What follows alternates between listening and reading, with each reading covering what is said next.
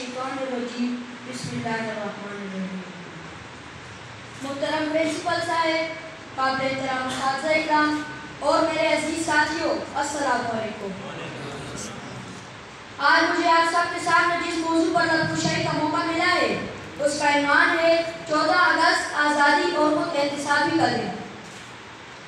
निसार में तेरी गलियों के वतन के जहां, निसार में तेरी गलियों के वतन के जहां, चली है रस्म के कोई नस्ल उठा के चले, जो कोई चाहने वाला तवाफ को निकले, जो कोई चाहने वाला तवाफ को निकले, नजर चुरा के चले, जिस्म जान बचा के चले।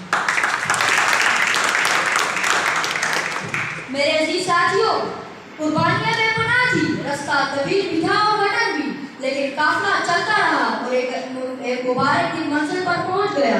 हजारों लाशें गिरी, अजमतें लुटी, बस्तियां हाथों में नहला दी गई, तब कहीं तारीख रातों का सफर एहतिकाम पजीर हुआ और एक सुबह नौ तुलू हुई। 14 अगस्त 1947 को हमने एक आज़ाद और खुदमुख्तार मुल्क हासिल कर लिया। ये सब कुछ आसान न था, न मालूम कितने मुसाफिर आबला पार हुए और कितने आबलों का पानी मुंह में शामिल होकर इन रास्तों में जज्ब होता है।